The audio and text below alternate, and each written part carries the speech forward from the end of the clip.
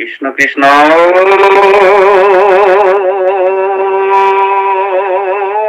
হরি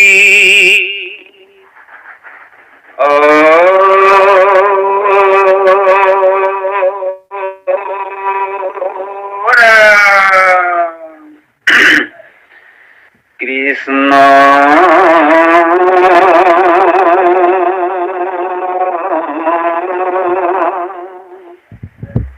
শঙ্কর গুরু হরি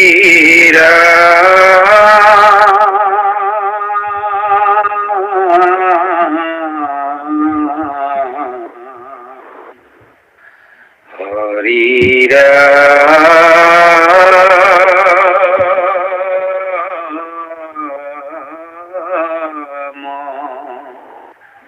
রাম রাম। শ্রীকৃষ্ণায় নমো নমঃ। শ্রীকৃষ্ণ মুক্তি তো নিস্পৃহ জিতু এহি ভকত কোন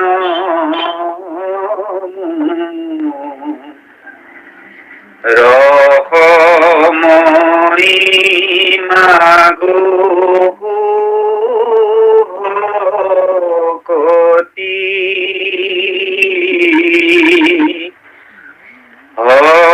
মস্ত মস্ত মনি নিজ ভকত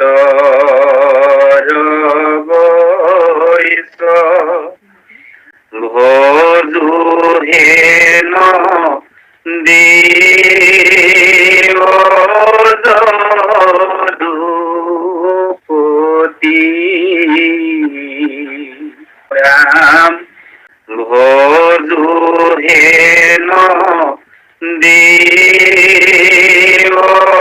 যদুপতি।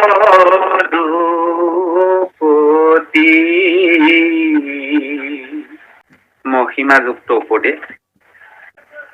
রাম রাম কৃষ্ণ নাম যার মুখত কয় তাহারে হে জানিবামি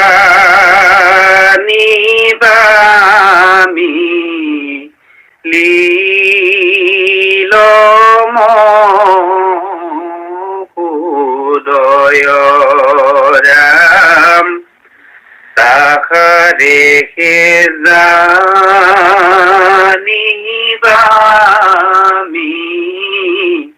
লীলম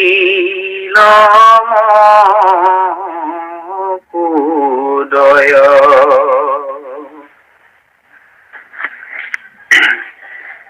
রাম কৃষ্ণ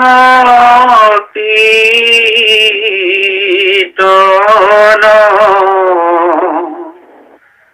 স্বভাব হইল যার হিউ হইলা শরীর রিয়ু হইলা তার ইউ হইলা শরীর রিয়ু হইলা তার রাম কৃষ্ণ নাম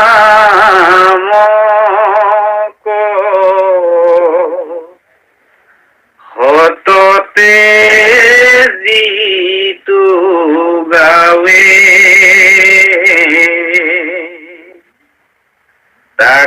হরি রাখিয়া পুরন্ত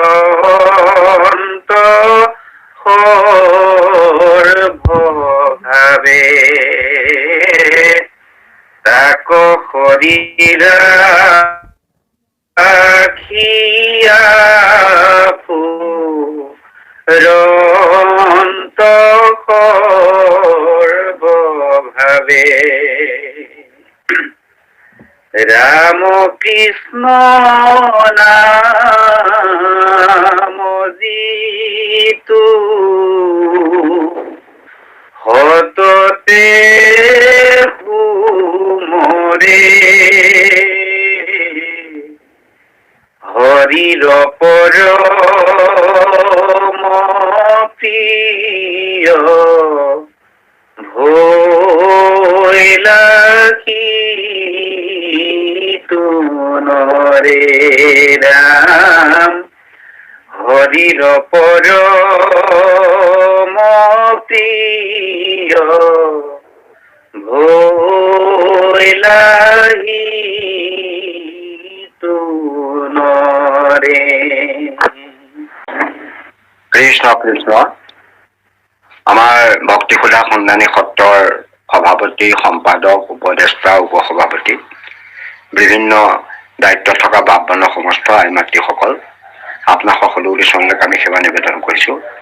এই বাপবন সমস্ত আই মাতৃসকল, আপোনালোকে আমাক দায়িত্ব অৰ্পণ কৰিছে।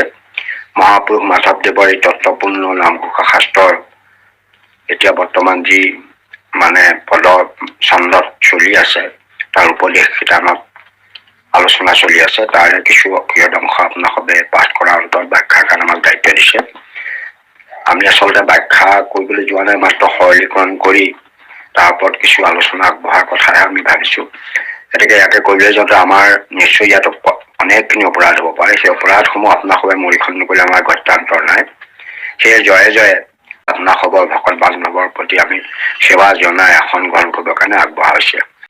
এয়া আমাৰ বাপজনে মহিমাযুক্ত উপদেশ নামঘোষাৰে পাঠ কৰিছে। আগতে আমি ইয়াৰ উপদেশখিনিৰ ইয়াতে কোৱা হৈছিলে, উপদেশ কৰা হৈছিলে। আপোনালোকে জানে এয়া মহাপুৰুষ মাধৱদেৱে আমাৰ সমস্ত কাৰণে কিছু উপদেশ দিছে, যিখিনি উপদেশ আমি পালন কৰিবলৈ পাৰিলে আমাৰ জীৱনৰ যিটো যাত্ৰা, সেই যাত্ৰাটো আমি বৰ সুচল হ'ব আৰু সফল হ'ব। সেইকাৰণে এই উপদেশখিনি মহাপুৰুষ মাধৱদেৱে বিভিন্ন শাস্ত্ৰৰ তত্ত্বপূৰ্ণ শাস্ত্ৰৰ পৰা সংগ্ৰহ কৰি আমালৈ দিছে। আমি জন্ম হোৱাৰ লগে লগে গতি কৰিবলৈ আৰম্ভ কৰোঁ, সেইকাৰণে এইখনক জগত বুলি কয়। আমি গতি কৰিছোঁ, কোনোবাই গতি কৰিছে জমনগৰলৈ গতি কৰিছে, কোনোবাই গতি কৰিছে মায়ানগৰলৈ গতি কৰিছে, কোনোবাই বিষয়বাসনালৈ গতি কৰিছে, কোনোবাই বিভিন্ন ধৰণৰ দিশলৈ গতি কৰিছে, আৰু কোনোৱে হয়তো জীৱনটোৰ প্ৰকৃত মূল্য বুজি পৰম পদলৈ গতি কৰিছে। গতিকে আমাৰ জীৱনৰ উদ্দেশ্যৰ লক্ষ্য হ'ল পৰম পদ লাভ, ভগৱন্তৰ চৰণ যুগল দৰ্শন। এইটো হৈছে জীৱনৰ উত্তম গতি। গতিকে এই গতিপথত যাতে আমাৰ যাত্ৰা কালত যাতে বিপৰ্যয় নহয়, সমস্যাৰ ভাগিদাৰ আমি নহওঁ বা কিছুমান বিঘিনি আহি নপৰে, সেই সকলোবোৰ কথা চিন্তা কৰি মহাপুৰুষ মাধৱদেৱে আমাৰ জীৱন যাত্ৰাটো সুচল, সফল আৰু একেবাৰে বিঘিনি শূন্যভাৱে যাতে আমি যাত্ৰা কৰিব পাৰোঁ, তাৰ ব্যৱস্থাৰ কাৰণে কিছু উপদেশ দিছে। সেই উপদেশবিলাকৰ মূল কথাটোৱে হৈছে যে ঈশ্বৰৰ নাম যদি আমি হৃদয়ত ৰাখিব পাৰোঁ, ঈশ্বৰৰ নাম যদি সৰ্বক্ষণে লৈ থাকিব পাৰোঁ, ভগৱন্তৰ চৰণ যদি সৰ্বক্ষণে চিন্তা কৰিব পাৰোঁ, তেতিয়াহ'লে আমাৰ জীৱন যাত্ৰাত কেতিয়াও আউল নালাগে, আমাৰ কোনো বিঘিনি নহয়, কোনো সমস্যাই আমাক দিগদাৰ কৰিব নোৱাৰে। যেনেধৰণৰ সমস্যাই নহওক, পাৰিবাৰিকেই নহওক, ব্যক্তিগতভাৱে নহওক, শাৰীৰিকভাৱে হওক, সকলো সমস্যাৰ পৰা যে আমি ৰক্ষা পাব পাৰিম, সেই কথাখিনি উপদেশবিলাকত কৈ গৈছে। ইয়াত আকৌ যিকেইটা মহিমাযুক্ত উপদেশ দিছে, এইকেইটা মাত্ৰ 4টি ঘোষা আছে ইয়াত।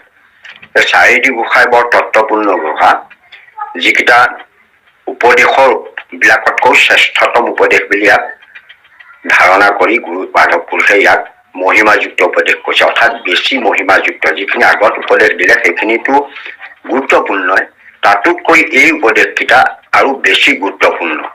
কাৰণ এইকেইটা গুৰুত্বপূৰ্ণ এইকাৰণে কৈছে যে ইয়াত যিকেইটা কথা কৈছে এইকেইটা উপদেশ যাত্ৰাকালৰ উপদেশেই নহয়, ইয়াৰ পৰা যিখিনি আপুনি সফলতা লাভ কৰিব, এই কাৰ্যখিনি সম্পাদন কৰিলে যিকেইটা সফলতা লাভ কৰিব, যিকেইটা সফলতা কোনোৱেই লাভ কৰিব নোৱাৰে, ব্ৰহ্মা ইন্দ্ৰ ৰুদ্ৰ আদি কোনেও লাভ কৰিব নোৱাৰে, মানে যিটো জীৱনৰ এটাতকৈ উত্তম সফলতা বুলি কোৱা হয়, সেই উত্তম সফলতা আপোনালোকে লাভ কৰিব পাৰে যিকেইটা কাম কৰিলে। গতিকে এইকেইটা এই মহিমাযুক্ত উপদেশত মহাপুৰুষ মাধৱদেৱে 4 জোকা কোষাত ইয়াত মানে নিবন্ধ কৰি পেলাই আমাৰ কাৰণে আগবঢ়াইছে। প্ৰথমতে কৈছে যে ৰাম কৃষ্ণ নাম যাৰ মুখত থাকয় তাহাৰেহে জানিবা মিলিল মহোদয়। মানুহবিলাকৰ মুখত, প্ৰায়বিলাকৰ মুখতেতো আপুনি বিভিন্ন ধৰণৰ কথা মুখত আহি থাকে।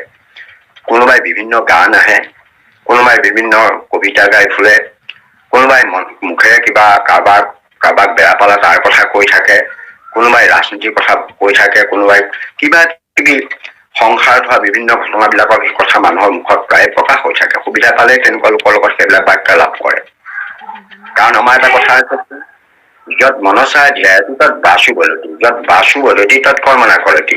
সংস্কৃতৰ কথাটো এইটোৱে কৈছে যে মনেৰে যিবোৰ মানুহে চিন্তা কৰি থাকে, মনসৰ যিবিলাক ধ্যান কৰি থাকে সেইবোৰ মুখেদি প্ৰকাশ পায়, আৰু মুখেদি যিবিলাক প্ৰকাশ পায় সেইবিলাকে কাম কৰে। এনেকে আমাৰ মুখেৰে অন্যান্য কথাবোৰ প্ৰকাশ হোৱাতকৈ যে ঈশ্বৰৰ নাম প্ৰকাশ হলে আমাৰ কি লাভ হব, আমি যদি সেইটো এটা অভ্যাসত পৰিণত কৰিব পাৰো, ৰাম কৃষ্ণ নাম আমি যদি মুখত আনি থাকিব পাৰো তেতিয়াই আমি যিকোনো সময়তে, কাৰণ এইটো নাম লবৰ কাৰণে এনেকুৱা এটা কথা নাই যে আমি কিবা এটা সাধনা কৰিব লাগিব। আমি যেতিয়া সেই ঈশ্বৰৰ নাম লৈ থাকিব পাৰিম। শুই উঠাৰ পৰা ধৰি ৰাতি শোৱালৈকে, টোপনি অহালৈকে আপুনি নাম স্মৰণ কৰি থাকিব পাৰিব। গতিকে ৰামকৃষ্ণ নাম যদি আমাৰ মুখত সৰ্বক্ষণতে থাকে তেতিয়াহ'লে জানিব সেইজন লোকে, যদি যেতিয়া আহি থাকে ৰামকৃষ্ণ নাম, সেইজন লোকে বুজিব লাগিব মহাভাগ্য উদয় হল। মহোদয় মানে মহা উদয়, উদয় মানে আমাৰ যেতিয়া জীৱনলৈ সাৰ্থকতা আহে, যে ভাল দিন আহিছে বুলি আমি কওঁ নহয়, যে আমাৰ ভাগ্য উদয় হৈছে, ভাল দিন আহিছে। জানিব তেওঁ তেতিয়া বুজিব লাগিব যে তেওঁৰ যদি নাম, ঈশ্বৰৰ নাম যদি মুখত আহি আছে তেতিয়াহ'লে তেওঁ বুজিব লাগিব যে তেওঁৰ ভাল দিন উদয় হৈছে, অৰ্থাৎ ভাল দিন তেওঁ প্ৰকাশ হৈছে। তেওঁ কোনো ভাল দিন আহিলে মানুহ কেতিয়া বেয়া সমস্যাতটো নপৰে, তেওঁৰ অসুখ বিসুখো নহয় বা কিবা সমস্যাটো তেওঁ নপৰে, সেইকাৰণে সেইটোক মহোদয় বুলি কোৱা হৈছে। আমি ঈশ্বৰৰ নাম যদি মুখত আহি থাকে তেতিয়াহ'লে মানুহজনে উপলব্ধি কৰিব লাগিব যে মোৰ যেতিয়া নাম আহিছে নে নাই, সেইটোৱে কথা, কি আহিছে মনত। সেই ইয়াত যদি ঈশ্বৰৰ নাম ৰামকৃষ্ণ নাম আহিছে তেতিয়াহ'লে তেওঁ মহাভাগ্য হৈছে বুলি ভাবিব লাগিব। তাৰ পাছতে কৈছে ৰাম কৃষ্ণ কীৰ্তন স্বভাৱ ভল্য যাৰ, সিও ভৰিলা হৰিৰ হৰিও ভৰিলা তাৰ। এতিয়া আগৰ এই মুখত আহি থকা কৈছে সেইটো এনেই হৈ আছে, আৰু কোনোবা এজনে কয় ৰামকৃষ্ণ নাম যুক্ত যিবিলাক বাক্য আছে সেইবিলাক কীৰ্তন কৰি থাকে, গাই থাকে, ৰাম কৃষ্ণ ৰাম হৰি হৰি ৰাম তেৰ মহয়বি ৰাম ৰাম ৰাম। এনেকৈ যদি ৰাম কৃষ্ণ হৰি নাম যুক্ত এই বাক্যবিলাক যদি মুখত গাই থাকিবলৈ গীতৰ নিচিনাকৈ গাই থাকিব পৰা হয়, চাইকেল চলাওঁতে, গাড়ী চলাওঁতে, মটৰ চাইকেল চলাওঁতে বা অন্যান্য কৰ্ম কৰোঁতে এনেকৈ যদি গীতবিলাক ৰামকৃষ্ণ নামৰ যুক্ত গীতবিলাক কীৰ্তন হৈ থাকে, মুখেৰে গাই থাকে, কীৰ্তন কৰি থাকে, তেতিয়াহ'লে সেই গীত স্বভাৱ যদি হৈ যায়, সেইটোত মানে কীৰ্তন কৰা এটা স্বভাৱ আহি যায়। স্বভাৱ মানে যিটো মানুহে মানে ইচ্ছা কৰি কৰা নহয়। এতিয়া আমি নাম এষাৰ হৈছে, তাত আমাৰ এটা মানে প্ৰাথমিক প্ৰক্ৰিয়া আছে যে সকলো নামত বহিব, তাত আমি নাম গাইছো, সেইটো এটা বেলেগ কথা। সেইটো হ'ল আপুনি তাৰ নাম গাবই লাগিব, সেইটো আপুনি বাধ্য হৈ যায়। কিন্তু আপুনি যেতিয়া নিজে নাম গাই থাকিব, আপোনাৰ মুখত যদি সেই নাম ওলাই থাকে, সেইটোকে স্বভাৱ বুলি কৈছে। প্ৰতিজন মানুহৰ স্বভাৱবিলাক বেলেগ বেলেগ। কোনোবাই মানে বিভিন্ন ধৰণৰ মানে গীত গাই ভাল পায়, কোনোবাই চিনেমাৰ গীত গাই ভাল পায়, কোনোবাই নৃত্য গীত গৈ ভাল পায়। এইবিলাক মানুহৰ নিজৰ হৃদয়ৰ ভাৱৰ ওপৰত নিৰ্ভৰ কৰে, মনৰ ভাৱৰ ওপৰত নিৰ্ভৰ কৰে। সেই ভাৱৰ ওপৰত নিৰ্ভৰ কৰা কথাবিলাকে মুখেদি প্ৰকাশ পাব। গতিকে যিসকলে ঈশ্বৰৰ নামৰ প্ৰতি মানে শ্ৰদ্ধা আছে, নামক ভাল পায়, সেইবিলাকৰ মুখেদি নাম ওলাব। সেইকাৰণে তেওঁৰ নামটো স্বভাৱগতভাৱে ঈশ্বৰৰ নাম মুখেদি ওলাই আহিব। ওলাই আহিলে সেইজনক এনেকুৱা এটা মানে ইয়াত মহাপুৰুষ মাধৱদেৱে কৈছে যে সেইজন যিজনৰ স্বভাৱগতভাৱে মুখেদি হৰি নামৰ কীৰ্তন চলি থাকে, জানিবা সেইজন হৰি মানে সিও ভৰিলা হৰিৰ ভৰিল মানে হৰিৰ প্ৰিয় পাত্ৰ হল, সেই আপোন হল, হৰিয়ে তেওঁক মানে আঁকোৱালি ললে, তেওঁৰ মানে কোনো চিন্তা। আৰু সেইদৰে হৰিও ভৰিলা তাৰ, এজন হৰি হল আৰু হৰিও তেওঁৰ হল। মানে দুইজন যদি ইজনে সিজনৰ প্ৰিয় পাত্ৰ হৈ যায় তেতিয়া ইজনে সিজনক আৰু এৰাই নাথাকে। সেইটোকে সখিত্ব বুলি কৈছে।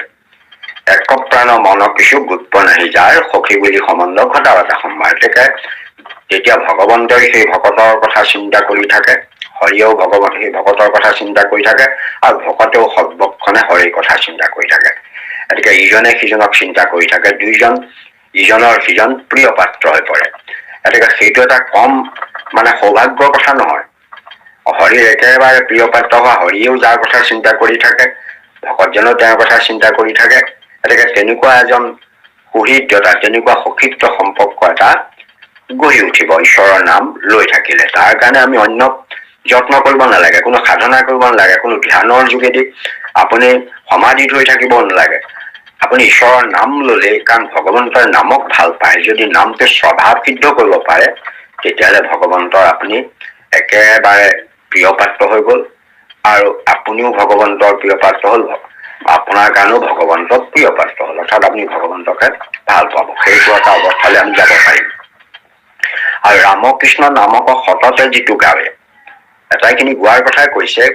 এটা হৈছে স্বভাৱ সিদ্ধভাৱে মুখত কীৰ্তন ওলাই থকা, এটা হল মুখত এনেই ওলাই থকা নাম, আৰু এতিয়া কৈছে যে সততে যেতিয়াই তেতিয়াই আপুনি অন্য সময় সুবিধা পালে অন্য কথা নেপাতি, অন্য চিন্তা নকৰি যে ৰামকৃষ্ণ নাম যদি আপুনি সততে গাই থাকে যেতিয়াই তেতিয়াই, তেতিয়াহ'লে সেইটো অৱস্থাৰ কথা কৈছে। তাক হৰি ৰাখিয়া ফুলন্ত সৰ্বভাৱে মানে একোভাৱে নহয়, এটা দিশতে নহয়, সৰ্বভাৱে।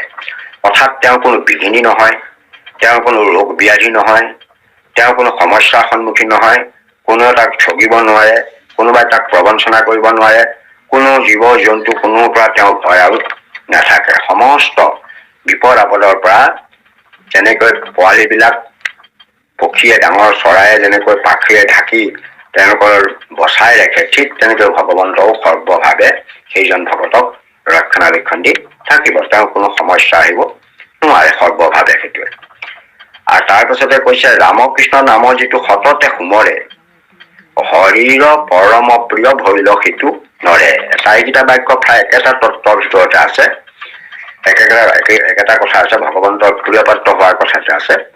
যে সততে মানে সৰ্বক্ষণতে যেতিয়াই তেতিয়াই তেওঁ অন্য কথালৈ মনত নপৰে, কিবা এটা দেখিলে ঈশ্বৰৰ নামলৈ মনত পৰে। কোনোবা এটা চৰাই এটা উৰি গৈছে, তেওঁ ভাবিলে এয়া ভগৱন্তৰে এয়া এটি মানে উৰি ফুৰা জীৱ, ইয়াত এটা ভগৱন্ত বস্তু বিৰাট কৃষ্ণ কৃষ্ণ ৰাম কৃষ্ণ ৰাম বুলি মনতে তেওঁ প্ৰতি প্ৰণাম জনালে। ঈশ্বৰক সৰ্বত্ৰতে ঈশ্বৰক দেখা পায়। তেওঁ মানে সমস্ত তৃণ তৰু লতা জীৱ জন্তু সমস্ততে তেওঁ ঈশ্বৰক দেখে, সেইকাৰণে ঈশ্বৰৰ নাম তেওঁ সমস্ততে স্মৰণ কৰি থাকে। গতিকে তেনেকুৱা এটা যেতিয়া আমাৰ অৱস্থা হব, তেতিয়া হৰি এটাকে প্ৰিয় হৈ যাব, কাৰণ সমস্ততে হৰিময় দেখিছে, হৰিৰ নামময় দেখিছে, সেইজন ভগৱন্তৰ অতি প্ৰিয় পাত্ৰ হয়। গতিকে এই মহিমাযুক্ত উপদেশ কেইটাত আমাক বৰ তত্বপূৰ্ণ কথা কৈছে যে ঈশ্বৰৰ ৰামকৃষ্ণ নামেৰে আমাৰ মহাভাগ্য উদয় হব। নাম যদি আমাৰ মুখত আহি থাকে তেতিয়াহ'লে আমাৰ মহাভাগ্য উদয় হব। আমি সেইকাৰণে ঈশ্বৰৰ নামটো সদায় মুখত আহি থকাৰ ব্যৱস্থা কৰিব লাগে। তাৰ পাছত যদি আমাৰ স্বভাৱত নামটো পৰিণত কৰি ল'ব পাৰো, অন্য কথা স্বভাৱত নকৰি, কিছুমান মানুহ স্বভাৱ হৈ যায়, আপোনাৰ মানুহৰ কেতিয়াবা বাক্য সিদ্ধ হৈ যায়, আপোনাৰ সদায় চাব কিছুমান বাক্য সিদ্ধ মানুহক বিপদত পেলায়। আৰু সেই বাক্য সিদ্ধবোৰ তেওঁ মানে স্বভাৱ সিদ্ধ হৈ যায়, অৰ্থাৎ মুখত সেইটো নিজে নিজে ওলাই যায়। মানুহে কিছুমান ভাল শব্দ কয়, কিছুমান বেয়া কথা কয়, এইবিলাক স্বভাৱ নগঢ়ি যদি ঈশ্বৰৰ নামটো স্বভাৱত আপুনি পৰিণত কৰিব পাৰো, কোনোবাই গালি পাইছে কৃষ্ণ, কোনোবাই প্ৰশংসা কৰিছে কৃষ্ণ, কোনোবাই যদি আপোনাৰ বিদ্ৰোহ কৰিছে তেতিয়াও কৃষ্ণ, এইদৰে যদি কৃষ্ণ ৰাম নামটো যদি আপুনি তেনেকুৱা স্বভাৱ সুলভ কৰিব পাৰে, সকলো ক্ষেত্ৰতে, তেতিয়াহ'লে আপুনি লাভৱান হ'ব। লাভৱান হ'ব, কি লাভৱান হ'ব? হৰিৰ আপুনি প্ৰিয় পাত্ৰ হ'ব, আপোনাক হৰিয়ে ভাল পাব, আপোনাক আঁকোৱালি ল'ব, অৰ্থাৎ আপোনাৰ হৰিৰ ওচৰত আপোনাক স্থান দিব, আৰু আপুনিও সেই হৰিক সৰ্বক্ষণে চিন্তা কৰি থাকিব। ইজন সিজনৰ প্ৰিয় পাত্ৰ হৈ দুইজন সুহৃদ হৈ পৰিব। তাৰ পাছতে যে ৰাম কৃষ্ণ নাম সততে লৈ থাকে, গাই থাকে, তেতিয়াহ'লে ভগৱন্তই সৰ্বভাৱে সকলো দিশতে আপোনাৰ যাত্ৰাকালত হোৱা সমস্যা, অন্যান্য বিঘিনি, পাৰিবাৰিক সমস্যা, বা আপোনাৰ অৰ্থনৈতিক সমস্যা, বা আপোনাৰ ৰোগ ব্যাধি হ'ব পৰা সমস্যা, বা অন্যান্য কোনোবাই আক্ৰমণ কৰিব পৰা, কোনোবাই প্ৰবঞ্চনা কৰিব পৰা সকলো দিশ আপোনাক ভগৱন্তই কৃপা কৰি আপোনাক সৰ্বভাৱে ৰক্ষা কৰি ফুৰিব, যদি নামটো আপুনি সততে লৈ থাকে। আৰু শেষত ক'লে যে হৰিৰ পৰম প্ৰিয় তেওঁ হৈ যাব পাৰে। পৰম প্ৰিয় মানে প্ৰিয় তাকেও নাথাকে, আৰু পৰম প্ৰিয় মানে হৰিয়ে, আপোনালোকে পাইছে যে ভগৱন্তই কৈছে যে ব্ৰহ্মা হৰ হলায়ুধ লক্ষ্মী প্ৰিয় জায়া, পৰম সুন্দৰ এইটো দেখা মোৰ কায়া, তাত কৰি, তাৰমানে উদ্ধৱক কৈছে যে ব্ৰহ্মা, শিৱ এইসকলৰ মোৰ প্ৰিয়, আৰু মোৰ জ্যেষ্ঠ ভাতৃ বলভদ্ৰ এইবিলাক মোৰ প্ৰিয়। তাতোতকৈ মই মোৰ লক্ষ্মীক বেছি ভাল পাওঁ, অৰ্থাৎ মোৰ লক্ষ্মীকো মই ভাল পাওঁ। আৰু তাৰ উপৰি মোৰ এই দেহটো, এই সুন্দৰ দেহটো মোৰ বেছি প্ৰিয়ত্তৰ, সেইকেইটা প্ৰিয় হ'ল, এইকেইটা প্ৰিয়ত্তৰ হ'ল। তাতোতকৈ মই উদ্ধৱ তোমাক মই বেছি ভাল পাওঁ, অৰ্থাৎ তুমি মোৰ প্ৰিয়তম। গতিকে প্ৰিয়ত্তম এই ভগৱন্তৰ প্ৰিয়তম হ'ব পাৰিব বুলি ইয়াত কৈছে। সেইকাৰণে এয়া বৰ তত্বপূৰ্ণ মহিমাযুক্ত উপদেশ মহাপুৰুষ মাধৱদেৱে আমাৰ কাৰণে দিছে। আমি উপদেশকেইটা অনুসৰণ কৰি যদি এইকেইটা যদি আমি নিজেই প্ৰয়োগ কৰোঁ, তেতিয়াহ'লে আমি নিশ্চয় মহাপুৰুষে ভবাৰ দৰে আমি মহালাভৱান হ'ম, আমাৰ জীৱনটো সাৰ্থক হ'ব, আমি জীৱনৰ উদ্দেশ্য আমি সফল কৰিব পাৰিম। কৃষ্ণ বাদ যাওকচোন। কৃষ্ণ আত্ম উপদেশ। হৰি নাম এৰি মন কি কাম কৰ,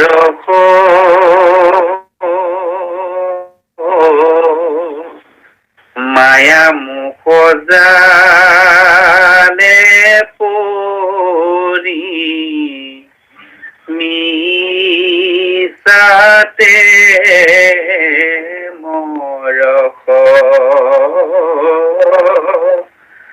মায়া মুখ জালে পৰি মিছাতে মৰখ, হৰি নাম দৰ মন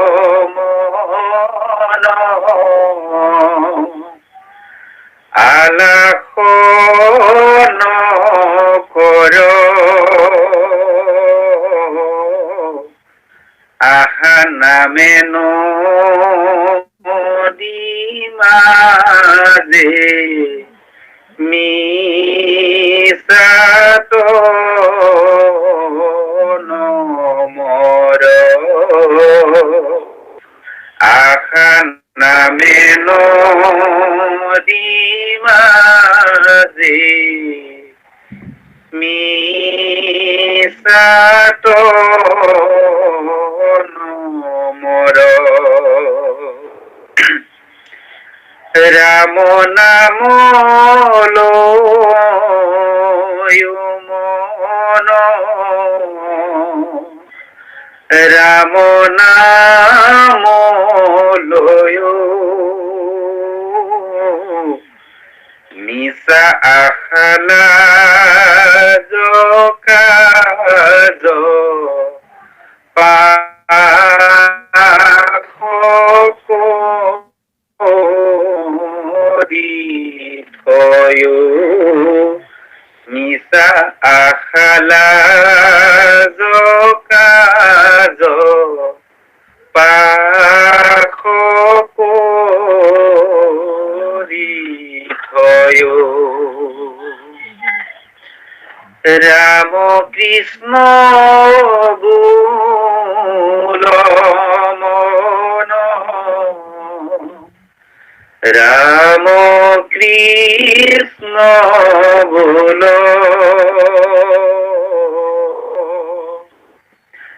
অসাৰ সংসাৰ সুখে তাৰ আশা ভুল অসাৰ সংসাৰ সুখে তাৰ আশা ভুল হরিপদে ভজ মন হরিপদে ভজ ঘোর আশা নদী মাঝে মিস্তাতে নমজ ঘোর আশা নদী মাঝে মিশাতে নমজ কৃষ্ণ কৃষ্ণ কৃষ্ণ কৃষ্ণ সমস্ত ইয়ে আত্ম উপদেশ বুলি কৈছে আত্ম উপদেশ আত্ম মানে আমি নিজকে নিজে উপদেশ দিছো সেইটোকে আত্ম উপদেশ বুলি কয় আত্মা উপদেশ নহয় আত্ম উপদেশ এতিয়া আমাক উপদেশ আমি নিজকে নিজে দিবলগীয়া হৈছে যেনেকৈ আমি আত্ম সমালোচনা কৰো কেতিয়াবা আত্ম জয় কৰো এইদৰে ঠিক আত্ম উপদেশ নিজকে নিজে দিয়া কিছু উপদেশ নিজৰ উপদেশটো আমি কাক দিম আমাৰ শৰীৰটো যদি আপোনাৰভাৱে প্ৰতিটো অংগ প্ৰত্যংগ আমি কৈ যাওঁ এইটো চক্ষু দেখুৱাই দিব পাৰিম এইখন কাণ দেখুৱাই দিব পাৰিম আপোনাৰ চকুটো কওক আপোনাৰ কাণখন কওক আপোনাৰ নাকটো কওক মুখখন কওক বুকুখন কওক হৃদয়খন কওক ভৰি কওক হাত কওক নাভি কওক চব বস্তু আপুনি দেখুৱাই দিব পাৰিব কিন্তু আপুনি যি কয় আপোনাৰ যে আপুনি যে কৈছে মই মোৰ বুলি বা মই কোনটো আপুনি দেখুৱাই দিয়কচোন মই বুলি ক'লে গোটেই শৰীৰটো দেখুৱাব গতিকে গোটেই শৰীৰটোতো মই নহয় মই এটা সত্তা এতেকে মই সত্তাটোকে ইয়াত আত্ম বুলি কৈছে এতিয়া মই সত্তাটো আচলতে ইয়াত কোন মনে ধৰি আছে গোটেই শৰীৰটোৰ বাস্তৱিকতে যদিও আত্মা ইয়াৰ ৰথি তথাপিতো ময়েই গোটেই ৰাজ্যখন দখল কৰি থৈছে কাৰণ আত্মা বা জীৱাত্মাক মনে এনেধৰণে তলাই ফুৰাই যে মনে যোগ্য যাওঁ বোলে জীৱে বোলে যাওঁ মনৰ মৰণে বোলে জীৱে বোলে পাওঁতে গোটেই ঘটনাবোৰ আমাৰ শৰীৰটোত ঘটাই আছে লাভ লোকচান ভয় অভয় আমাৰ গতি অগতি শান্তি অশান্তি যিমানবোৰ হ'ব লাগে এই সমস্তবোৰ কাৰ্য সম্পাদন কৰে মনে সেইকাৰণে এই মনক কেন্দ্ৰ কৰি আচলতে ইয়াত আত্ম উপদেশ বুলি কোৱা আচল মানে মন আত্ম শব্দটো মনকে কৈছে উপদেশখিনি দিছে আমাৰ মহাপুৰুষ মাধৱদেৱে নামঘোষাত এই আত্ম উপদেশৰ 3টা পটল আছে এই প্ৰথমতে 24 চন্দ্ৰত আপোনালোকে পাই গ'ল তাত 9টি ঘোষা আছিল এয়া ইতিমধ্যে হৈ গৈছে পদচন্দ্ৰত এইখিনিতে 10টি ঘোষা আছে পদচন্দ্ৰত তাৰপিছত আকৌ 26টি ঘোষা পাব আপুনি এই ঘোষা চন্দ্ৰত গতিকে এয়া আত্ম উপদেশ কৈছে আত্ম উপদেশ সম্পৰ্কে ৰাম মালিকা শাস্ত্ৰত বৰ্ণনা এটাও দিয়া আছে যে কাক বোলে আত্মবোধ আৰু আত্ম উপদেশ একে বস্তু মানে নিজকে নিজে জ্ঞান দিয়া যে উপদেশে আত্মবোধক গুৰুত লভ হয় গুৰু উপদেশ পাইলে কৃষ্ণ কপাৱয় সুদৃঢ় বিশ্বাসে গুৰু ভজা সৰ্বক্ষণে তেদেহে বাঢ়িব ভক্তি কৃষ্ণৰ চৰণে এতিয়া এইটো আত্মবোধ বা আত্মসচেতনতা জগাই তুলিবৰ কাৰণে কিছু উপদেশৰ প্ৰয়োজন আছে আৰু সেই উপদেশখিনি আমি গুৰুৰ যোগেদিহে লাভ কৰিম বা গুৰুৰ লগে লগে উত্তম শিষ্যসকলেও আমাক তেনেকুৱা উপদেশ দিব পাৰে বা সজ্জনসকলে আমাক দিব পাৰে সাধু সন্তসকলে গতিকে ইয়াত মহাপুৰুষ মাধৱদেৱে আমাক কেইটামান বৰ গুৰুত্বপূৰ্ণ আত্ম উপদেশ দিছে মূল কথা ইয়াত আপুনি উপদেশ কেইটা চাব এটা মনক কেন্দ্ৰ কৰি কৈছে কাৰণ গোটেইবিলাক মনৰ কাৰণে আমাৰ সমস্যাবোৰ ঘটি আছে। সেইকাৰণে মনক নিয়ন্ত্ৰণ কৰাটো অতি প্ৰয়োজন আছে। সেইকাৰণে মনক উদ্দেশ্য কৰি উপদেশবিলাক দিছে, সেয়াকে আত্ম উপদেশ বুলি কৈছে। আৰু এইবিলাক উপদেশে আমাক শৰীৰবিলাক বা অন্যান্য অংগ প্ৰত্যংগ বিলাকৰ উপৰিও মনটোক নিয়ন্ত্ৰণ কৰিবলৈ বাকী অংগ প্ৰত্যংগ বিলাক নিজে নিজে নিয়ন্ত্ৰিত হ'ব। কাৰণ ইন্দ্ৰিয়সমূহক নিয়ন্ত্ৰণ কৰে মনে। গতিকে মনটো যদি নিয়ন্ত্ৰিত হৈ যায় তেতিয়াহ'লে আৰু আমাৰ কোনো সমস্যা নাথাকে। কাৰণ মনে সত্য অসত্য আৰু জড় চৈতন্যৰ মাজতো যিটো প্ৰকাশে তাকে বুলি মন যেই যিটো চাৰ সেই সিটো পালে যিজনে যাকো উপাসে। গতিকে দুইটাতে থাকে, সত্যটো থাকে অসত্যটো থাকে, জড়টো থাকে চৈতন্য থাকে, ভালতো থাকে বেয়াটো থাকে। আমি তাৰমানে আমি এখন খিৰিকী, ঘৰটো খিৰিকী এখন আছে, আপুনি খিৰিকীখনে বাহিৰলৈ আপুনি চাব পাৰে, পোনে পোনেও চাব পাৰে দূৰৰ দৃশ্য, আৰু ওপৰলৈও চাব পাৰে ধুনীয়া আকাশখন, আৰু ইচ্ছা কৰিলে তললৈও আপুনি চাব পাৰে আপুনি লেতেৰা লেতেৰা পৰি থকা আৱৰ্জনাবোৰ আপুনি চাব পাৰে। এতিয়া আপোনাৰ দৃষ্টিটো কলৈ গৈছে সেইটোৱে নিৰ্ভৰ কৰিব। যদি আকাশলৈ গৈছে তেতিয়া মন পবিত্ৰ হ'ব। আপুনি যদি দূৰলৈ গৈছে তেতিয়া আপুনি বিষয় বাসনাত জড়িত হ'ব। আপুনি যদি তললৈ গৈছে তেতিয়াহ'লে আপুনি সংসাৰত একেবাৰে মানে কুলুষিতা যিখিনি বেয়া উপকৰ্ম সেইবিলাকৰ প্ৰতি আপুনি গতি কৰিছে। গতিকে সেইকাৰণে এই মনটোক আমি আমাৰ ইন্দ্ৰিয়বিলাকৰ খিৰিকীৰে চাওঁতে আমি সেইকাৰণে আপোনাৰ মনটো যদি শুদ্ধ হয়, পবিত্ৰ হয়, সততা থাকে, ঈশ্বৰ বিশ্বাসী হয়, তেতিয়াহ'লে মনে কেতিয়াও সেইবিলাকত বিষয় বাসনা বা বেয়া কাৰ্যত জড়িত নহয়, পৰম পবিত্ৰ ঈশ্বৰৰ চৰণৰ প্ৰতি আগবাঢ়ি হ'ব। সেইকাৰণে মনৰ প্ৰতি এইখিনি সচেতন বাণী শুনাই আত্ম উপদেশখিনি মহাপুৰুষ মাধৱদেৱে দিছে। প্ৰথমে কৈছে যে হৰি নাম এৰি মন কি কাম কৰহ, মায়া মোহ জালে পৰি মিছাতে নমৰ। কাৰণ মনটো সদায় মায়া মোহত বেছিকে থাকে। কাৰণ এইকাৰণে থাকে চাৰিওফালে আপুনি যিমানবোৰ দেখিব প্ৰায়বিলাক মানুহে ধন টকা পইচা ঐশ্বৰ্য বিভূতি ভোগ বিলাস ক্ষমতা এইবিলাকত চব মজি আছে, আৰু সেইবোৰ দেখি শুনি আমাৰ মনটো সেইবিলাকলৈ উৰা মাৰে। স্বভাৱগত কথা আমাৰ মনলৈ সেই ভাৱবোৰ আহি যায়, কাৰণ প্ৰভাৱান্বিত কৰে। বাহ্যিক পৰিৱেশ পৰিস্থিতিয়ে মানুহৰ মনৰ ওপৰত প্ৰভাৱ বিস্তাৰ কৰে। কাৰণ মানুহ এনেকুৱা নহয় যে মানুহ মনক নিয়ন্ত্ৰণ কৰিব নোৱাৰালৈকে এই ঘটনাবোৰ মানুহৰ ঘটি থাকিব। সেইকাৰণে যে ধৰ্মৰ প্ৰয়োজন আছে, মই সিদিনাখনো এইটো কৈছো যে ইতৰ প্ৰাণী বিলাকৰ কোনো ধৰ্ম নাই। কাৰণ তেওঁলোকে সীমাৰেখা অতিক্ৰম নকৰে। তেওঁলোকে নিজৰ সীমাৰেখাৰ ভিতৰত তেওঁলোকে আহাৰ নিদ্ৰা ভয় মৈথুন এইকেইটাক সীমাবদ্ধ থাকে। তেওঁলোকে কেতিয়াও সীমাৰেখা অতিক্ৰম নকৰে। কিন্তু মানুহৰ সীমাৰেখা অতিক্ৰম কৰি গুচি যায়। সেইকাৰণে মানুহক সীমাৰেখাৰ ভিতৰত আবদ্ধ ৰাখিবৰ কাৰণে ধৰ্ম নীতি আদৰ্শৰ প্ৰয়োজন হয়। আমাৰ মনটো তেনেকুৱা এটা বস্তু, ই সীমাৰেখাৰ ভিতৰত থাকিব নোখোজে। লোকক দেখি মনটো সেই ভাৱত ফালে গতি কৰি যায়, তাৰ ফলত গৈ ভয়ংকৰ বিপদৰ সন্মুখীন মানুহজন হৈ যায়, মনৰ দুখতে হৈ যায়। সেইকাৰণে মনক নিয়ন্ত্ৰণ কৰিবৰ কাৰণে আত্ম উপদেশ কিনিব দৰকাৰ। আমাক উপায় এটা দিছে, হৰি নাম এৰি মন কি কাম কৰহ, মায়া মোহ জালে পৰি মিছাতে নমৰ। সঁচা কথা, আমি মায়া মোহত পৰিছো। আমি মোহিত কৰিছে কিছুমান কথাই। কিবা এটা দেখিলো ধুনীয়া বস্তু এটা, তাৰ প্ৰতি মোহিত হৈ গলো। কোনোবা এজন মানুহৰ ধন দৌলত ঐশ্বৰ্য দেখিলো, দেখি মোৰো মন গ'লে ইমান ধুনীয়া গাড়ী লৈছে, ইমান ধুনীয়া ঘৰ বনাইছে, ইত্যাদি ইত্যাদি আমাৰ মনটো মোহিত হৈ গ'ল। তাৰ পাছতে আমি দেখিলো যে লোকৰ ল'ৰা ডাঙৰকে ভাল জেগাত পঢ়িছে, পঢ়ি ডাঙৰ চাকৰি কৰিছে, IAS অফিচাৰ হৈছে। মোৰ নিজৰে বেয়া লাগিল, ল'ৰা ছোৱালী বিলাকক মই ধমকি দিবলৈ লাগিলো, তহঁতি কি পঢ়িছ, ঠিক ইত্যাদি ইত্যাদি ধৰণে সেইবিলাক এটা মায়াৰ জাল। সেইবিলাকে মানুহক আকৰ্ষণ কৰেই, কাৰণ মানুহক আকৰ্ষণ কৰিবৰ কাৰণে সেইবিলাক তৈয়াৰ কৰিছে। বাস্তৱিকতে একো নাই।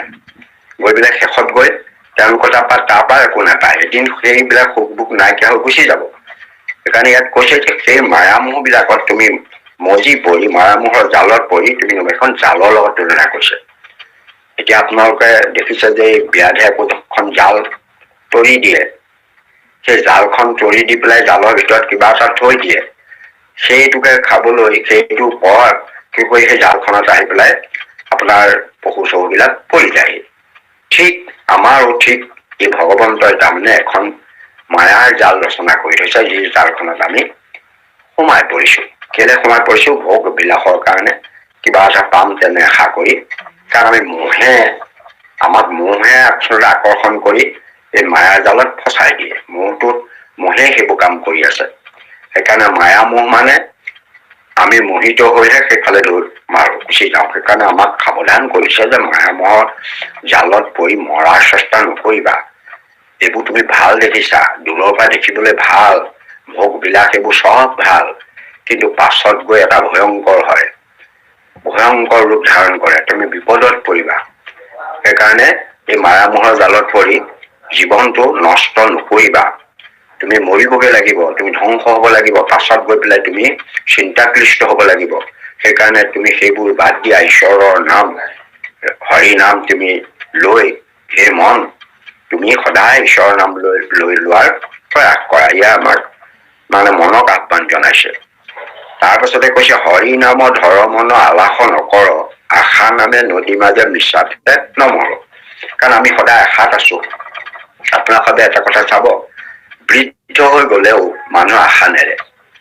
যে বালচ প্ৰাৱত ক্ৰিয়া চক্ত, তৰুণ স্তাৱত তৰুণী ৰক্ত, বৃদ্ধ প্ৰাৱত চিন্তা মগ্ন পৰম ব্ৰহ্মণী অভিনলম্ব। মানে এই আশা চিন্তা এইবিলাক বৃদ্ধ বয়সতো থাকে। মহাপুৰুষ মাধৱদেৱেও লিখিছে যে বৃদ্ধকালে যাই শেষ বৰিষ বিংশতি, একো কাৰ্য ষাঠি বেকত নাহিকে শকতি, শৰীৰক পীৰে গৌৰৱ ব্যাধিয়ে নাকলে, আশা পাশে গলত বান্ধিয়া থাকে গ্ৰহে। এতেকে সেই আশা পাশত আমি বন্ধি হৈ থাকো যে এই ল'ৰাটো ডাঙৰ হব বা এইখিনিয়ে গৈ এনেকুৱা কাম কৰিব, তাৰ পৰা এইটো হব, এইটো পাম সেইটো পাম, এইবিলাক মনৰ ধাৰণা লৈ লৈ মানুহ থাকে। কাৰণ এজন বৃদ্ধৰ বৰ্ণনা দি পেলাই শংকৰাচাৰ্যই কৈছে যে অংগং গলিতং পলিতং মুণ্ডং দন্তং বিহীনং জাতং তুণ্ডম কৰথিত কৌম্বিত সৌভিত দণ্ডম তদনপি মনুষ্যত আশা ভাণ্ডম। যে অংগং গাল হতোৱা হতোৰ হৈ যায়, মূৰটো হেলি থাকে, দাঁত নাইকিয়া হৈ কোৱাৰি ওলাই যায়, তথাপিতো মাংস হেৰিব নোৱাৰে, খাবলৈ মন কৰে, খুন্দি হলেও খায়। এতেকে দন্তং বিহীনং জাতং তুণ্ডম কৰথিত কম্পিত সৌভিত দণ্ডম, হাতত থকা লাকুটিডালো কঁপি থাকে, থিৰে থাকিব নোৱাৰে, তদনপি সেই মুহূৰ্তলৈকে মানুহে আশা এৰিব নোৱাৰে। সেইকাৰণে ইয়াত মহাপুৰুষে আমাক কৈছে যে আশা নামে নদীৰ মাজত সোমাই লৈ, আশা এখন নদীৰ লগত তুলনা কৰিছে। আপুনি নদীৰ মাজত মানে সোমাই লৈ তাৰ পৰা আপুনি বিভিন্ন আশাত মজি আপুনি সেই নদীৰ পানীত কতহো উপঙো কতহো তল যাওঁ, কেতিয়াবা আমি ভাৱনাত মজি আছো, কেতিয়াবা উপঙিছো, কেতিয়াবা তল গৈছো। এই বৰ্ণনাবোৰ মহাপুৰুষ মাধৱদেৱে দিছে। সেইকাৰণে আশা নামে নদীৰ মাজত মানে মজি নিজক আমাক মৰিবলৈ হাক দিছে। সেইকাৰণে আমি আলাহ বাদ দি হেলা নকৰাকৈ ঈশ্বৰৰ নাম মনেৰে লবৰ কাৰণে আমাক এয়া মহাপুৰুষে অনুৰোধ কৰিছে। কাৰণ এদিন এইবিলাকত মজি থাকোতে বিপদত পৰিবা। ৰাম নাম লৈও মন, ৰাম নাম লৈও মিছা আশা লাজ কাজ পাশ কৰি থলো। মিছা আশা, এই যে আমি আশা কৰিছো, সেই আশাটো বাদ দিবলৈ কৈছে, লাজ এৰিবলৈ কৈছে, কাজ মানে কাম, অন্য কামনা, আশাটো বাদ দিবলৈ কৈছে, লাজটো বাদ দিবলৈ কৈছে, অন্য কামনাও বাদ দিবলৈ কৈছে। কাজ মানে ইয়াত কামনাৰ কথা কৈছে। লাজ কাজ পাশ কৰি থলো, পাশ মানে আঁতৰাই থবলৈ কৈছে। আমি যেনেকৈ আশা কৰো, ইয়াত কৈছে আশাক যিজনে পিঠি দিল। আপোনালোকে পাইছে যে নিৰাশা ঈশ্বৰ কৃষ্ণ তাহাৰ সন্মুখ ভৰিল, আশাক যিজনে পিঠি দিল। পাশ কৰি থলে মানে পিঠি দিলে, আঁতৰাই থলে, পিছফালে থলে, হাতত গুৰুত্ব দিয়া নাই, সেইটোকে পাশ কৰি থোৱা বুলি কৈছে। পাশ মানে কিনাৰলৈ থবলৈ কৈছে, সন্মুখত ৰাখিবলৈ হাক দিছে আশাটো। আশানো কাৰ নাই, আশা সকলোৰে আছে। ভগৱন্তহে নিৰাশা ঈশ্বৰ কৃষ্ণ, তেওঁৰ কোনো আশা নাই, কাৰণ তেওঁ পূৰ্ণ ব্ৰহ্ম, তেওঁ সমস্ত আশা পৰিপূৰ্ণ হৈ আছে। গতিকে তেওঁ কি আশা কৰিব? আমি আকৌ অপূৰ্ণ নহয়, আমি পূৰ্ণতা নাই নহয়। আমাৰ ঢেৰ আশা আছে সংসাৰত। ভগৱন্তত ভক্তিভাৱ আশা আছে, আমি পৰম ব্ৰহ্মক আমি সাক্ষাৎ হোৱাৰ আশা আছে, তেওঁৰ চৰণ সেৱা চৰণ পদ্ম লাভ কৰাৰ আশা আছে, ভকতৰ সংগ আশা আছে, আমাৰ কিছু কিছু ভাল আশা আছে, আৰু কিছু কিছু মায়া মোহৰ মাজত মজি থকা আশা আছে। গতিকে ভাল আশাই বোলক বেয়া আশাই বোলক, যে এইবিলাক আশা আমাৰ আছে, এই আশাবিলাক কিন্তু ইয়াত কৈছে যে সেই আশাবিলাক তুমি পাশ কৰি থোৱা, কিনাৰলৈ থোৱা, আঁতৰাই থোৱা, পিছফালে থোৱা, ঠাই তুমি নিৰাশাই কৃষ্ণৰ সন্মুখ হৈ তুমি তেওঁক ৰাম কৃষ্ণ নাম লৈ মনটো তাক মজাই ৰাখা। সেইটো আমাক ইয়াত মহাপুৰুষ মাধৱদেৱে কৈছে, তুমি যদি মনটোক ৰাম নাম লৈ পেলাই মজাই ৰাখা, তেতিয়া এইবিলাক তোমাৰ যিটো প্ৰয়োজনীয় বস্তু সেইটো সময়ে সময়ে পাই যাবা। তুমি আশা কৰিলেও নাপাবা আৰু আশা নকৰিলেও পাবা। এয়া আমাক ভগৱন্তই নিজেই কৈছে। বিপদ দামোদৰে একো বিচৰা নাছিল, অথচ তেওঁ চব পালে। কোনোবাই চব বিচাৰিও পোৱা নাই। সেইবিলাকে প্ৰমাণ কৰে যে প্ৰয়োজন বোধে দেখিব কেতিয়া দিব, ভগৱন্তই তেতিয়াহে দিব। আপুনি সেই বস্তুটো লোৱাৰ পাছত যে আপুনি পথভ্ৰষ্ট হৈছে নেকি সেইটোও চাব। দেখিলে বিপ্ৰ দামোদৰ এতিয়া ভক্তিত এনেধৰণে গদগদ হল, তেওঁ কৃষ্ণৰ চৰণ কৃষ্ণৰ নাম বাহিৰ অন্য চিন্তা কৰিব নকৰে। তেওঁ কোনো বস্তু বিচাৰিবলৈও তেওঁৰ ইচ্ছা নাই। সেইকাৰণে ভগৱন্তই দেখিলে এওঁক যদি এই অজস্ৰ সম্পদৰ গৰাকী কৰো তেতিয়াহ'লে এওঁ বিচলিত নহয়, এওঁ পথভ্ৰষ্ট নহয়, এওঁ ভক্তি মাৰ্গতেই স্থিৰ হৈ থাকি যাব। তেতিয়া তেওঁ দিব। সেইকাৰণে আমাক ভগৱন্তই সেইবিলাক নিৰীক্ষণ কৰে, চাই লয়, তাৰ পাছতহে আপোনাক ভোগ বিলাক সমস্ত দিব। কাৰণ আপোনালোকে দেখিছে যে এই বুলি দিছে পৰম ভোগক ভুঞ্জিলা পত্নী সহিতে কিছু কিছুকৈ বিষয় কৃষ্ণত অপ্যাসিত। এতেকে তেওঁ ধীৰে ধীৰে বিষয়টো এৰিহে গৈছে, বহাই যোৱা নাই। যদিও সমস্ত ঘৰ দুৱাৰ আদি সা সম্পদ পালে তথাপি তাত তেওঁ পোৱা নাই। আৰু সেইবোৰ যে পাইছে আনে অন্য কলেও তেওঁ নিজেই কৈছে যে কৃষ্ণৰেহে কৃপা বলন্ত ব্ৰাহ্মণে নাহি আৰু আন হেতু ভকতৰ অল্প বস্তুক বিস্তৰ কৰন্ত গৌৰ হেতু। গতিকে চব কৃষ্ণৰ কৃপা। কালি যদি ল'ৰা ছোৱালী এটা ভালকে পাছ কৰে তেতিয়াহ'লে সেয়া কৃষ্ণৰ কৃপা বুলি ভাবিব, কৃষ্ণতে অৰ্পণ কৰি আপোনাৰ পঢ়া শুনালৈ পঠাব। আপুনি নাভাবিব যে তাক মই ৰাতিপুৱা উঠাই দিছিলো, মই পঢ়ুৱাইছিলো কাৰণে হৈছিল, ভাল মাষ্টৰ লগাইছিলো কাৰণে হৈছিলো। আমি হয়তো সেইবোৰ কম, কিন্তু ভকতে ভাবে এইবোৰ সমস্ত কৃষ্ণৰ কৃপাতহে সম্ভৱ হৈছে। কাৰণ সেইজন শিক্ষকে পঢ়াবলৈও তেওঁৰ হৃদয়ত ঈশ্বৰ আছে, সেইজন ভগৱন্তে প্ৰেৰণা দিছে কাৰণে ভালকে পঢ়াইছে। ল'ৰাজনৰ হৃদয়টো ভগৱন্তে কৃপা কৰিছে, তাৰ কাৰণে সি ভালকে লিখিব পাৰিছে। এতেকে ভকতে সাধাৰণতে এইবিলাক সমস্ত ভগৱন্তৰ তাৰমানে এই আমাক মানে প্ৰহ্লাদে কোৱাৰ দৰে বিষ্ণু ভকতৰ সংগ লৈবা প্ৰথমত গুৰু মানি শুশ্ৰূষা কৰিবা ভাল মত লৈয়া উপদেশ মাধৱক আৰাধিবা যতেক সুকৃতি মানে কৃষ্ণতে অৰ্পিবা। আমি আচলতে সুকৃতিটো নিজৰ ওপৰত ল'ব বিচাৰো বা আনৰ ওপৰত দিব খোজো, বাস্তৱিকতে কৃষ্ণহে সেইখিনি কৰাইছে বুলি সুকৃতিখিনি অৰ্পণ কৰিব লাগে। তেতিয়া আমাৰ কোনো অসুবিধাৰ সৃষ্টি নহয়। কাৰণে সেইবোৰ ভগৱন্তৰ সময়ে সময়ে আপোনাক পূৰ্ণ কৰি যাব। কাৰণ আপুনি সংসাৰত থাকিবলৈ হলে আপুনি মূৰ তুলি থাকিব লাগিব। ভকতজন যদি দুৰ্দশাগ্ৰস্ত হয়, য'তে ত'তে অপমানিত হয়, তেতিয়াহ'লে কেতিয়াও ভগৱন্তে সেইটো সহ্য নকৰে। সেইকাৰণে ভগৱন্তই ভকতক কৃপা কৰিবই। সংসাৰত এজন সবল মানে লোক হিচাপে তিষ্ঠি থাকিবলৈ সদায় সামৰ্থ্যৱান কৰি ৰাখিবই। এয়া ভগৱন্তৰ কৃপা। ইয়াৰ পাছতে কৈছে যে ৰামকৃষ্ণ বোল মন ৰামকৃষ্ণ বল অসাৰ সংসাৰ, এইটো সুখে নহয় সুখ, অসাৰ সংসাৰ সুখ তাৰ আশা ভুল। ভুল মানে পাহৰি যোৱা, ভুল মানে ভুলি যোৱা, পাহৰি যোৱা। এইটো সুখে হৈ আছে আচলতে। অসাৰ সংসাৰৰ সুখে নহয়, অসাৰ সংসাৰৰ সুখ। এই সংসাৰখন অসাৰ, ইয়াৰ সুখ বিলাক সুখৰ আশা আমাক পাহৰি যাবলৈ কৈছে, এৰি দিবলৈ কৈছে, ভুলিবলৈ কৈছে যে এইখন অসাৰ। কাৰণ এইবোৰ সংসাৰৰ ভোগ আজি আছে কালিলৈ নাই। আজি যিবিলাকক লৈ আনন্দ কৰিছা আকৌ তাকে লৈ এদিন তুমি বিষাদ কৰিব লাগিব। আজি যিটোক লৈ তুমি সুখী হৈছা কাইলৈ তাক লৈ দুখী হবা। এইদৰে সংসাৰত আমি এদিন সুখী এদিন দুখী হৈ আছো। সেইকাৰণে এইবিলাক সুখ দুখৰ কোনো সীমা নাই। এতেকে এইখন অসাৰ সংসাৰ, তাক লৈ তুমি চিন্তা চৰ্চা কৰি নাথাকিবা। ইয়াৰ সুখ বিলাক তুমি পাহৰি যোৱা। অসাৰ সংসাৰ সুখ আমাক কৈছে, অসাৰ সংসাৰ সুখ তাৰ আশা ভুল। ভুল মানে পাহৰি যাবলৈ কৈছে, ভুলি যোৱা। মানে ইয়াত এই ভুলটো মানে ভুলৰ পৰা ভুল কৈছে, তাৰমানে সেইটো অৰ্থ হৈছে হৰিপদ হৰি পদে মজ মন হৰি পদে ভজ ঘোৰ আশা নদী মাজে মিছাতে নমজ। মইতো আশা নদীৰ কথাটো পাইছে। আশা নামে নদী ঘোৰ বৰ্ণনা দিছে, চিন্তা কেনেকে দুইটা পাৰ, কেনেকে কুম্ভীৰ মকৰ আদিবিলাকে কামক কুদ্ধ এইবিলাকে কেনেকে খায় সেইটো বৰ্ণনা ভাগৱতত পাইছে। এতেকে আশাই মানুহক বহু নষ্ট কৰে। আশা বিলাকে মানুহক ভয়ংকৰ বিপদলৈ লৈ গুচি যায়। কাৰণ আশাই কি কৰে, মানুহে কৰিবলগীয়া কামত আগবাঢ়ি গুচি যায়। সেইকাৰণে মহাপুৰুষ মাধৱদেৱে কৈছে যে আশাবোৰ তুমি ত্যাগ কৰা। আশা ত্যাগ এইকাৰণে কৰে যে আশাই এটা আশা কৰাৰ পাছত আন এটা আহি থাকে। কেতিয়াও আশা মানুহৰ শেষ নহয়। ইংৰাজীত ক'বৰ দৰে one followed by another।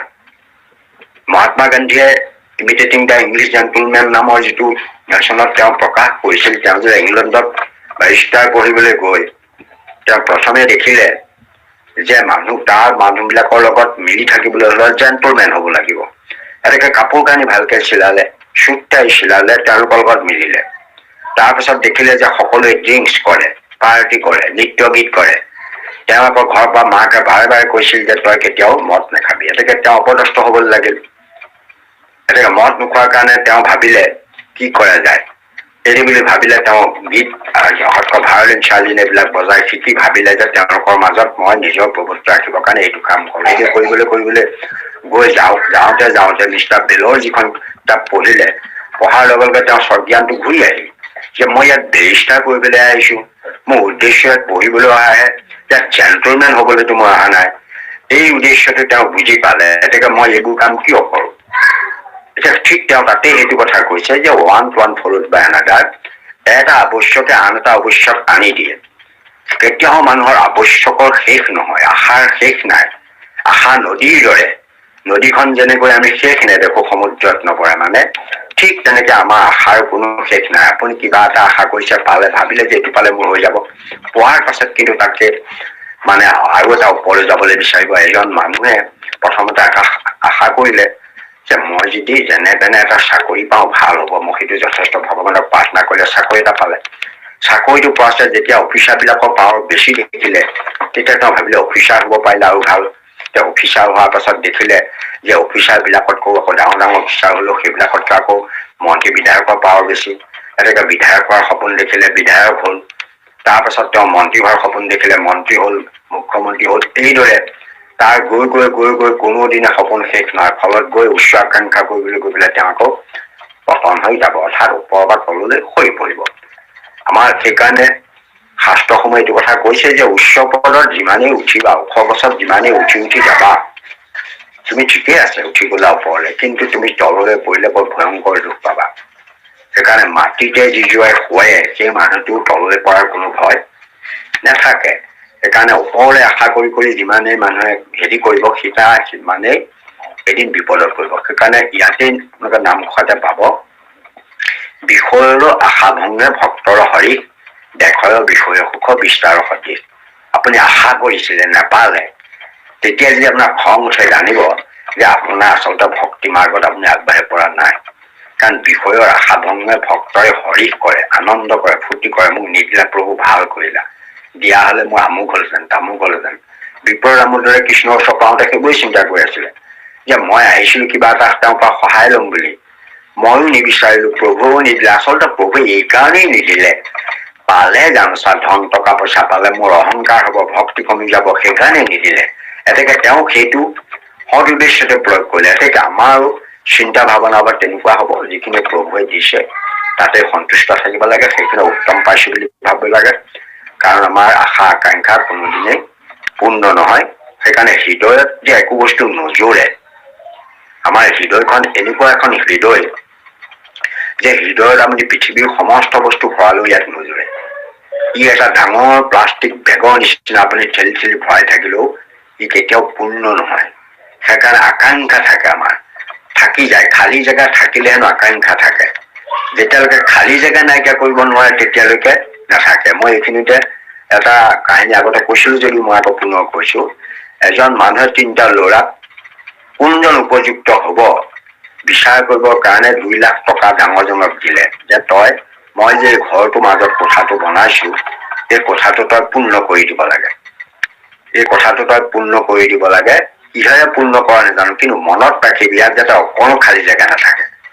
সি ভাবিলে বাপেকে কৈছে 2 লাখ টকা মাত্ৰ 500 টকা খৰচা কৰি ট্ৰাকেৰে গাড়ীৰে জাবৰ জোথৰ লেতেৰা বস্তু আনি খচি ঘৰটো ভৰাই দিলে। ৰুমটো পূৰ্ণ হৈ গল। বাপেকক নি দেখুৱালেগে, দেউতাক চাওকচোন এই ঘৰটো মই ভৰাই দিলো, ইয়াত ক'তো খালী জেগা নাই। তেতিয়া বাপেকে কলে, তই জাননে যিটুকুৰা জাবৰৰ মাজত এই যে দেখিছ বস্তুবোৰ তাৰ মাজে মাজে খালী জেগা আছে, বহুত ৰিক্ত স্থান আছে। আমাৰ যেনেকে স্কুলত পঢ়া ল'ৰা ছোৱালীবিলাকে এইটো পঢ়িবলৈ পাইছে মানে কি কয় আণৱিক ব্যৱধান বুলি কয়, মানে ইণ্টাৰ মলিকুলাৰ সেইবিলাক বিষয় মানে দুটা মানে অণুৰ মাজতো খালী জেগা থাকে, দুটা বস্তুৰ মাজত খালী জেগা থাকে। আপুনি সৰু এসোপা থৈ দিলেও তাৰ ভিতৰত খালী জেগা থাকিব, ধানবিলাকৰ মাজতো খালী জেগা থাকে। এতেকে ইয়াত তই খালী জেগা নাইকিয়া কৰিবলৈ কৈছিল, নোৱাৰিলি উলিয়াই পেলাই লৈ গুচি গ'ল। 2 নম্বৰটোক আকৌ 2 লাখ দিলে, সি ভাবিলে নহয় গোটেই দেউতাৰ ধন সম্পত্তি পাম, এতেকে 2 লাখে ধন কণ মণি মুকুতা য'ত যেনেকে ভাল ভাল বস্তু পাইছে, টিভি চিভি এনেকুৱা দামী দামী বস্তুবোৰ আনি তেওঁৰ ঘৰটো কোঠাটো পূৰ্ণ কৰি দিলে। ভাবিলে দেউতাক বৰ ভাল পাব, সি ভাল বস্তু কিনিছে বুলি ভাবিব। পিছে তাকো সেই একেটাই ক'লে যে তই 2টা মুকুতাৰ মাজত খালী জেগা আছে, ধন সোণ বস্তু বাহিনী যে আনিছ প্ৰতিটোৰ মাজে মাজে খালী জেগা আছে, তোক খালী জেগা নথকাকে কৈছিল তই নোৱাৰিলি, এনেকে সি উলিয়াই লৈ গুচি গ'ল। সৰুটো পুতেকক ক'লে যে তই এই ৰুমটো খালী কৰি মানে পূৰ্ণ কৰি দিব লাগে, খালী জেগা নথকাকে। সৰুটো পুতেকক অলপ ভক্তিবান আছিল, শ্ৰদ্ধাৱান আছিল, সেইকাৰণে তেওঁ মনটো ঠিক কৰিলে, গোটেই ঘৰটো ৰুমটো প্ৰথমে চাফা কৰিলে, পৰিষ্কাৰ কৰিলে, গোটেই ঘৰৰ বেৰ চেৰ চাফা তাফা কৰি ধুনীয়া কৰি মচি কুচি ঠিক ঠাক কৰিলে, কৰি একদম ঘৰটো পবিত্ৰ কৰি লৈ তাতে মাজতে কলপাত অকমান আনি লৈ মাটিৰ চাকি এগছ আনি লৈ তাতে শলিতা এডাল দি অকমান মিঠাতেল দি জুইচলা কাঠি মাৰি সেই বন্তি গছ জ্বলাই দিলে। দিলত সেই বন্তি গছ জ্বলি গোটেই কোঠাটো পোহৰ হৈ গ'ল। কোঠা পোহৰ হৈ গ'লে বাপেকক নি দেখুৱালে, দেউতা চব মই কোঠাটো পূৰ্ণ কৰি দিলো। বোলে কেনেকে পূৰ্ণ কৰিলি? যে পোহৰেৰে পূৰ্ণ কৰি দিলো। সঁচা কথা, পোহৰৰ মাজত জ্যোতিৰ মাজত কোনো ধৰণৰ খালী জেগা নাথাকে। বাপেক সন্তুষ্ট হ'ল। এতেকে আমাৰো হৃদয়খন আমি কোনো বস্তুৱে পূৰ্ণ কৰিব নোৱাৰো, পূৰ্ণ কৰাৰ একমাত্ৰ উপায় জ্ঞানৰ জ্যোতিৰে। মহাপুৰুষ শংকৰদেৱে সেইকাৰণে তেওঁ মানে যিটো ফকৰাতেই কৈছে যে কুঁহিয়াৰলৈ একথা খিয়ালে খালে ছকথা, দি পালো পেৰিলো গুৰ, পালো কেৰি টেকিলে টেকিলে গুৰ। তাৰে ভাওনা পাতিলো 6টা, সভা পাতিলো 9টা, আলহী সপাসক মিতিৰৰ ভোকাভোগ, ঘৰৰ মানুহ সাৱধানে চলিবা, বহাগ বিহুলৈ আধা টেকেলি থকা। এই যে যিটো কেৰি টেকেলি টেকেলি গুৰ, হৃদয়ৰ কথা কৈছে, যে কেৰি টেকেলিৰ লগত হৃদয়খন তুলনা কৰিছে, যে সেই মানে তেওঁ ভক্তি ৰসেৰে তেওঁ পৰিপূৰ্ণ কৰি পালে, তাত কোনো খালী জেগা নাছিল, খালী জেগা নাছিল।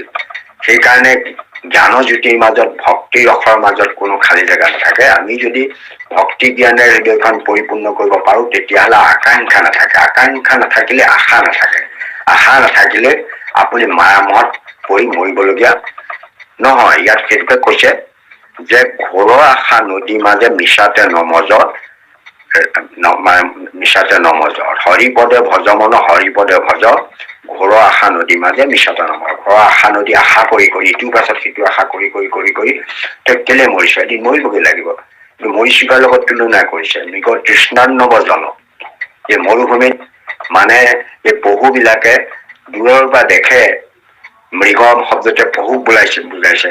তাত মানে চাৰিওফালে ৰ'দৰ সূৰ্যৰ পোহৰ পৰি বালিবিলাক তিৰবিৰাই থাকে, পানীৰ নিচিনা দেখি দূৰৰ পৰা। এটা পিয়াহত সেই পানী খাবলৈ গৈ থাকে, সেইদৰে যিমানেই গৈ থাকে সেই পানীৰ যিটো ধাৰা দেখে সেইটো দূৰলৈ গৈ থাকে। এইদৰে যাওঁতে যাওঁতে যাওঁতে পিয়াহত পানী খাম খাম বুলি গৈ গৈ গৈ শেষত মৰি যায়। গতিকে মৃগ তৃষ্ণান্নব মানে লগত যিটো তুলনা কৰিছে, সেইকাৰণে আমাৰ এই আশাত গৈ গৈ আমি এদিন মৰিবগৈ লাগিব, আমাৰ জীৱনটো শেষ হৈ যাব, কিন্তু আশাটো আমাৰ পূৰ্ণ নহব। সেইকাৰণে ভগৱন্তৰ নাম লৈ ভগৱন্তৰ চৰণ যদি ভজনা কৰি থাকো, তেতিয়াহ'লে এই আশাবিলাকে আমাক একো কৰিব নোৱাৰে। কৃষ্ণ বাপ যাওকচোন পিছলে।